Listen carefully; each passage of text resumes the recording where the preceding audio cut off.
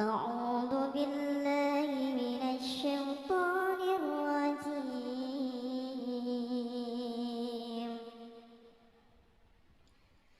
بسم الله الرحمن الرحيم.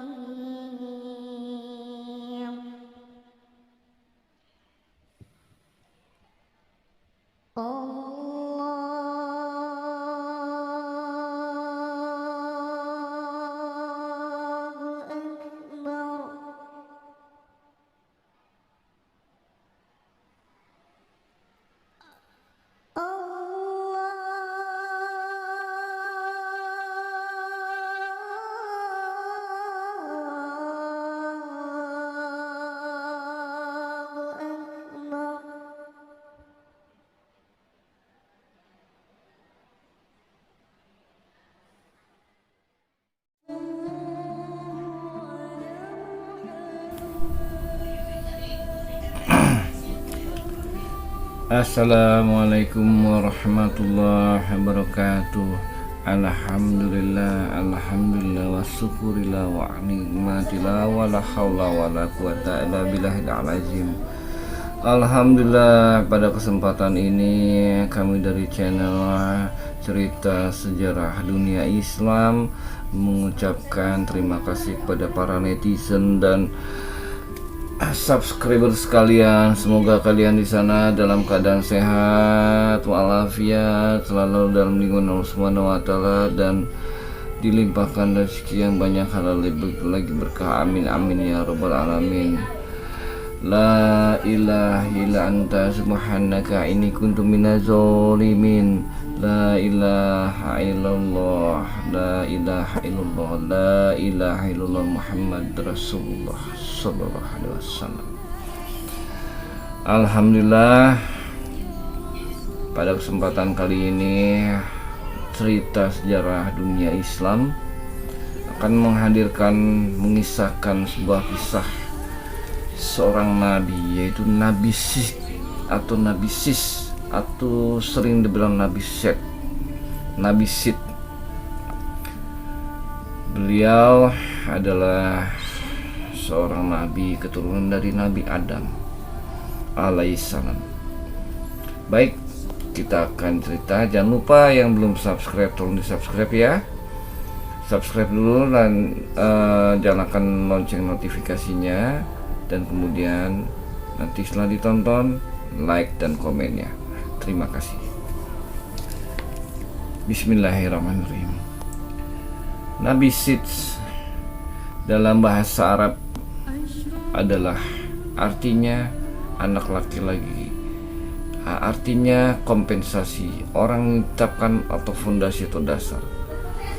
Adalah seorang anak laki-laki dari Nabi Adam alaihissalam dan Hawa. Ia dilahirkan pada saat Nabi Adam alaihissalam berumur 130 tahun. Nabi Sid merupakan saudara muda dari Kain dan Habel. Menurut Nabi Sid, menurut agama Islam atau menurut kisah Islam, setelah kematian Habil, Nabi Adam alaihissalam sangatlah marah kepada Qabil. Kemudian Nabi Adam memiliki anak kembar kembali bernama Sits dan Asyura. Sits memiliki arti hadiah, karena Allah telah memberikan hadiah kepada Adam berupa seorang anak yang soleh. Setelah kematian anaknya yang bernama Habil, Sits selain sebagai anak yang berbakti, ia diyakini sebagai seorang nabi dan Rasulullah. Sebagai seorang nabi, Sid menerima perintah-perintah dari Allah yang ditulis dalam 50 suhuf atau sahifah. Menurut keterangan Ibnu Abbas, ketika Sid atau Nabi Sid alaihissalam dilahirkan, Adam sudah berusia 930 tahun. Adam sengaja memilih Nabi Sid sebagai anaknya, sebab anaknya yang satu ini memiliki kelebihan dari segi keilmuan, kecerdasan, ketakwaan, dan kepatuhan dibandingkan dengan semua anak-anaknya yang lain. Nabi Adam alaihissalam mengajarkan semua pengetahuan yang ia miliki kepada Sits. Ia mengajarkan bagaimana menyembah Allah dan beribadah dan yang lainnya. Setelah kematian Nabi Adam alaihissalam, Nabi Sits memimpin anak cucu Adam. Ia memimpin dengan peraturan dan hukum Allah. Ia membawa persatuan di antara orang-orang di sekitarnya. Wah bin Nabi mengatakan, ketika Nabi Adam alaihissalam meninggal, Nabi Sits telah berusia 400 tahun. Nabi Sits telah diwasiati oleh Adam untuk memerangi saudaranya, yaitu Qabil. Dia pergi memerangi Qabil dan akhirnya perang itu pun berkecamuk. Itulah perang pertama yang terjadi antara anak-anak Adam di muka bumi ini. Dalam peperangan itu, Nabi Sits memperoleh kemenangan dan dia menawan Qabil. Sits kemudian memimpin anak cucu Adam dan ia memimpin dengan peraturan dan hukum Allah. Ia membawa persatuan di antara orang-orang di sekitarnya.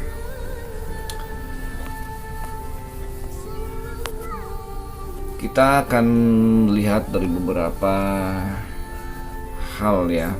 Maksudnya menurut kepercayaan lainnya dan agama lainnya, siapakah Nabi Sits itu sebenarnya? Menurut kepercayaan lainnya, Set menurut kitab Yobel, menurut kitab Yobel, Set menikahi adik perempuannya Azura dan umurnya 105 tahun ketika anaknya Enos dilahirkan. Ia meninggal pada usia 912 tahun. Dalam literatur rabbinik nama Set bahasa Ibrani, Set dijelaskan berarti dasar. Menurut tradisi ini, Set dianggap sebagai dasar atau fondasi dunia, karena ia adalah leluhur pertama umat manusia yang dilahirkan dari orang tua yang manusia. Dengan demikian, menurut umat manusia dianggap terkait dengan Set melalui keturunannya Nuh. Banyak juga yang menganggap Yesus sebagai anak dari Yusuf yang juga adalah keturunan Set. Set menurut kepercayaan Mormon. Dalam teologi gereja Yesus Kristus dari orang-orang suci zaman akhir, Set ditahbiskan oleh Adam pada usia 69 tahun, 3 tahun sebelum kematian Adam. Ia memberkati Set agar keturunannya akan menjadi pilihan Tuhan dan bahwa mereka akan dipelihara hingga akhir zaman. Walam bisawab, itulah beberapa cerita seperti cerita non Alkitabiah. Menurut kitab perjanjian Adam mengisahkan bahwa Adam ketika mengetahui bahwa ajalnya telah dekat, dia memanggil Set ke sisinya. Ia menyuruh Set kembali ke Taman Eden, masuk dan mengambil 3 benih dari buah pohon kehidupan. Adam kemudian meminta Set kembali kepadanya dan menempatkan ketiga benih itu di mulutnya sebelum menguburkan jenazahnya. Set melakukan apa yang diminta ayahnya dan pergi ke Taman Eden. Di gerbang taman itu berdirilah penghulu malaikat Mikael yang menanyakan tujuan Set. Set memberitahukannya dan Mikael mengizinkannya masuk dan menunjukkan kepadanya pohon kehidupan itu. Set mengumpulkan 3 benih dari buah pohon itu dan kemudian kembali melalui pintu gerbang dan kembali ke ayahnya yang saat ini telah meninggal. Ia menggali kuburan untuk Nabi Adam alaihissalam dan menguburkannya. Setelah menempatkan ketiga benih itu di mulutnya lalu menutup liang kuburnya. 3 pohon kemudian muncul dari kubur Adam, dan ketiga pohon inilah yang kemudian ditebang untuk diambil kayunya untuk dijadikan 3 salib di Golgota. Itulah beberapa cerita mengenai Nabi Sidz alaihissalam. Nabi Sidz. Oleh karena itu Nabi Sidz jadi ada beberapa cerita, ada beberapa pendapat mengenai Nabi Sidz atau Nabi Sidz atau Nabi Sidz. Nah, ada lagi nih cerita dari cerita Jawa. Seperti ini ceritanya. Keturunan Nabi Adam yang diangkat menjadi nabi hanya satu, yaitu Nabi Sidz atau Set dalam bahasa Ibrani, Sang Hyang Esis dalam bahasa Jawa. Sidz merupakan keturunan Adam yang lahir tunggal, atau semua anak Adam dilahirkan kembar, tapi Sidz merupakan keturunan Adam yang lahir tunggal. Diturunkan oleh Maha ya Tuhan, oleh Tuhan yang Maha Esa sebagai pengganti anak Adam yang terbunuh. Rupa Sidz sangat mirip dengan rupa Nabi Adam alaihissalam, menjadi satu-satunya manusia yang memiliki kebijaksanaan terhebat sepanjang masa. Begitu mengasihinya, Adam meminta pada Tuhan yang Maha Esa supaya kelak keturunan Sidz diizinkan menjadi penguasa atas keturunan saudara-saudaranya. Saat berdoa, jin atau iblis Azazil atau iblis Azazil ternyata mencuri dengar. Azazil paham bila doa Adam akan selalu didengar dan dikabulkan oleh Tuhan yang Maha Esa. Seketika itu pula tumbuh keinginan Azazil untuk mencampurkan darah keturunannya dengan darah keturunan Nabi Sidz.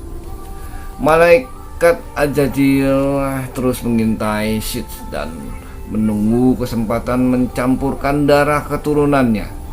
Maka ketika Sidz menikah dengan Dewi Mulat pada suatu malam, Dewi Mulat diambil Azazil, lalu keberadaannya digantikan putrinya, yaitu Dewi Dlajah, yang telah beralih rupa menjadi Dewi Mulat. Setelah dibuahi, malaikat Azazil langsung mengangkat Dewi Dlajah dan mengembalikan Dewi Mulat kembali kepada Nabi Sidz. Pada suatu pagi, beberapa bulan kemudian, Dewi Mulat melahirkan 2 orang anak. Satu berwujud laki-laki normal dan satunya berupa cahaya berkilauan, kasat mata. Sore harinya Dewi Dlajah juga melahirkan. Wujudnya berupa gumpalan darah yang berkilauan. Oleh malaikat Azazil, gumpalan darah berkilauan itu disatukan cahaya berkilauan anak dari Dewi Mulat. Dari hasil penggabungan itu muncullah seorang anak laki-laki yang cakap. Nama anak Dewi Mulat yang berupa manusia yang cakap itu ada Sayyid Anwas. Sedangkan anak campuran Dewi Mulat dan Dewi Dlajah diberi nama Sayyid Anwar. Sayyid Anwas maupun Sayyid Anwar memiliki rupa yang sangat tampan. Sayyid Anwas besar dalam perlindungan Nabi Adam alaihissalam, sedangkan Sayyid Anwar berada dalam asuhan Azazil. Sebagai keturunan yang terberkati, keduanya memiliki kemampuan yang sama-sama hebat. Bedanya, Sayyid Anwas gemar mempelajari ilmu-ilmu agama, sedangkan Sayyid Anwar gemar tirakat atau bertapa. Ketika Sayyid Anwas dewasa, dia bertanya kepada Dewi Dlajah tentang siapakah ayah sejatinya. Maka diberitahulah Sayyid Anwar bila dia merupakan keturunan Nabi Sidz. Pada Dewi Dlajah dan Azazil, Sayyid Anwar berpamitan untuk menjumpai sang ayah. Ketika berjumpa dengan Sidz, terkejutlah sang ayah. Semula Sidz tidak mau mengakui keberadaannya, tapi setelah Tuhan yang Maha Esa atau Allah Subhanahu wa taala membisikkan mengenai asal usul Sayyid Anwar, barulah Nabi Sidz menerima kenyataan itu. Said Anwas dan Said Anwar kemudian besar dalam asuhan Nabi Adam alaihissalam. Ketika melihat Said Anwas dan Said Anwar, Adam mulai paham bila Said Anwas kelak akan melahirkan keturunan-keturunan yang mempertahankan ajaran agama, sedangkan Said Anwar kelak akan melahirkan keturunan yang menghancurkan ajaran agama. Dalam asuhan Adam atau asuhan Nabi Adam alaihissalam, Said Anwar melanggar pantangan dengan meminum air kehidupan yang membuat hidupnya abadi. Mengetahui itu, Nabi Adam marah lalu mengusir Said Anwar. Said Anwar sangat kecewa dengan sang kakek, lalu pergilah berkelana ke tengah hutan. Di tengah perjalanan dia bertemu dengan malaikat Harut dan Marut yang menyesatkannya menuju ke arah sungai Nil dan bertemu dengan beberapa anak Adam lainnya. Dengan sang paman, Said Anwar belajar ilmu melihat masa depan, yaitu semacam ilmu laduni, dan berbagai ilmu hebat lainnya. Usainya, Said Anwar melanjutkan perjalanan ke arah timur melalui pulau kecil di antara pulau Maladewa dan Laksadewa yang bernama Lemah Dewani. Disitulah Said Anwar melakukan tapa brata dengan cara melihat matahari mulai terbit sampai tenggelam. Setelah 7 tahun bertapa, daya linuih pada Said Anwar terolah hebat sehingga bisa menghilang secara kasat mata. Dalam pengembaraannya di Lemah Dewani, Said Anwar banyak bertarung dengan para jin dan membuat mereka tunduk di bawah kekuasaannya. Mendengar kehebatan Said Anwar, lama-lama banyak kaum jin yang memilih mengabdi kepadanya. Kejadian tersebut sangat mengganggu Prabu Nuradi, raja para jin yang menguasai Lemah Dewani. Prabu Nuradi melabrak Said Anwar dan mengajaknya bertarung. Dalam pertarungan itu, Prabu Nuradi kalah dan tunduk pada kekuasaan Said Anwar. Prabu Nuradi memilih turun tahta lalu mengangkat Said Anwar menjadi raja para jin dan menyerahkan putrinya menjadi istri. Ketika menjadi raja jin, Said Anwar mendapatkan gelar Prabu Nurasa. Prabu Nurasa yang telah memiliki kehidupan abadi kemudian tinggal di tempat yang tinggi dan meminta izin pada Allah Subhanahu wa taala, Tuhan yang Maha Esa, untuk mengangkat dirinya sebagai Tuhan semesta alam. Yang Maha Esa mengabulkan dan membiarkan Prabu Nurasa murtad dari ajaran keturunan Nabi Adam. Ketika menjadi raja, Lemah Dewani diubah nama menjadi Tanah Jawi atau Tanah Jawa. Dari Prabu Nurasa lahirkan keturunan-keturunannya yang kemudian menjadi para dewa, mulai dari Batara Guru sampai raja-raja di Tanah Jawa. Di lain pihak, Said Anwas yang besar dalam asuhan Nabi Adam, keturunannya kemudian menjadi manusia-manusia terpilih mulai Nabi Idris, Nabi Ibrahim, Nabi Musa, Nabi Isa sampai Nabi Muhammad sallallahu alaihi wasallam. Keturunan Said Anwas juga menumbuhkan suku-suku bangsa superior, seperti bangsa Israel, bangsa Arab, bangsa Arya, dan bangsa-bangsa besar lainnya. Di lain pihak, keturunan Said Anwar karena juga mendapatkan berkah dan doa dari Nabi Adam alaihissalam juga banyak melahirkan bangsa-bangsa besar pada masa-masa kerajaan Jawa. Tidak sedikit raja-raja keturunan Said Anwar yang menguasai bangsa-bangsa lain di permukaan bumi. Dalam perputaran peradaban, keturunan Said Anwar dan Said Anwas telah banyak yang bersilangan. Persilangan-persilangan inilah yang membuat kehidupan mereka tumpang tindih. Ada keturunan Said Anwas yang kemudian mengikuti jejak pemikiran Said Anwar yang sesat. Sebaliknya, Tidak sedikit pada keturunan Said Anwar yang kembali pada ajaran nenek moyang mereka dan menganut agama yang diajarkan Adam alaihissalam serta leluhur mereka Nabi Syed. Terlepas dari semua itu, keturunan-keturunan Nabi Syed, keturunan Said Anwas dan Said Anwar sama-sama memiliki darah superioritas yang membuat mereka banyak menjadi pemimpin-pemimpin bangsa lainnya. Alhamdulillah, alhamdulillah, alhamdulillah wa syukurillah wa nikmatillah wa la haula wa la quwata illa billahil azim.